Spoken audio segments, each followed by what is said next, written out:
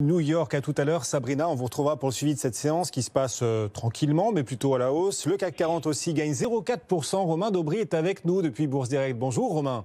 Bonjour Guillaume. Bon, c'est assez tranquille depuis le début de la semaine, mais enfin on tient les gains des dernières semaines. On préserve les niveaux proches des 5700 points le CAC cet après-midi, 5673.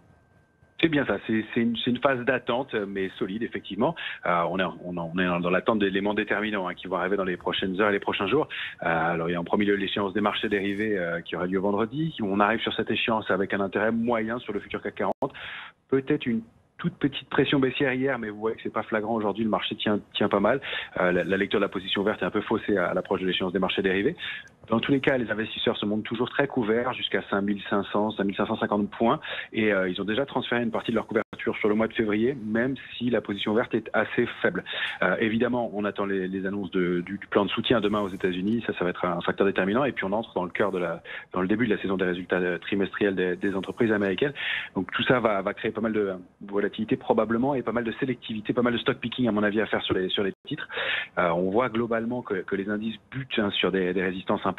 Pour le Dow Jones, c'est le haut de son canal haussier de long terme qui se situe à 31 090 points. On voit qu'il bute dessus depuis le début de la semaine. Pour le CAC 40, c'est le haut la borne haute du canal au sein duquel le CAC 40 cash avait évolué de 2017 à 2019. Vous voyez que c'est une période qui n'est pas neutre, 2 ans, et on arrive en haut de cette borne-là à nouveau. Donc il va falloir trouver des éléments pour franchir ces niveaux, pour pouvoir accélérer. Il y a des titres aussi qui me présentent un peu de signes d'essoufflement, même s'il y a pas mal de petits signaux sur des petites valeurs, mais c'est un peu plus étroit. Il y a moins d'intérêt et c'est concentré sur pas mal de petites valeurs. Peut-être aussi signe de faiblesse.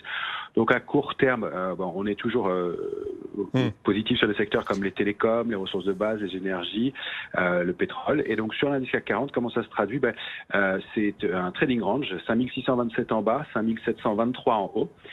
Selon qu'on réussisse à basculer autour de la médiane qui est aux alentours de 5680 points, on peut aller chercher des extensions à 5818 points ou alors retourner sur notre niveau d'alerte de court terme qui est à 5525 points. Et ben voilà, la tendance globale, le potentiel de nos marchés, quelques valeurs pourquoi pas privilégiées. La star du jour qui pousse d'ailleurs les volumes sur le CAC 40, 2,2 milliards d'euros échangés. Un quart des volumes sur l'indice CAC sont portés par Carrefour. Le titre Carrefour signe la plus forte hausse, c'est de loin plus 15%, Romain, 17,83 € après l'offre de Couche-Tard.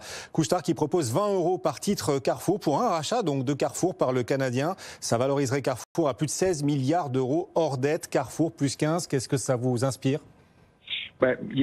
Carrefour, c'est un titre qui baissait non-stop depuis les années 2000. Donc, il a cessé de baisser en juillet 2017 et il s'est installé à ce moment-là dans un grand trading range, 13,05, 16,80. Et on sort enfin là de ce trading range. On dépasse les 16,80 pour la première fois depuis 3 ans, 4 ans. Et donc, il faut maintenir ce niveau en clôture. Mais ça nous permet d'anticiper, d'avoir une cible graphique qui se situe à 20,58 sur le titre, qui est vraiment un niveau technique intéressant. Mais pour vous donner une idée de la recovery nécessaire pour invalider cette tendance baissière de long terme, il faudrait franchir les 23,05. Donc là, on n'y est vraiment pas encore pour l'instant. Donc en tout cas, une cible technique qui est aux alentours des 20,58 dans l'immédiat. Et donc cette offre du Canadien Couche-Tard pour racheter Carrefour, Couche-Tard dont la capitalisation est quand même 2,5 fois supérieure à celle de notre géant français. On voit là les retards de valorisation des groupes français. Couche-Tard propose 20 € par titre Carrefour. Le titre gagne donc 16%. Il ne s'aligne pas encore sur l'offre de Couche-Tard puisqu'il cote toujours le titre Carrefour sous les 18 € alors que Couche-Tard en propose 20.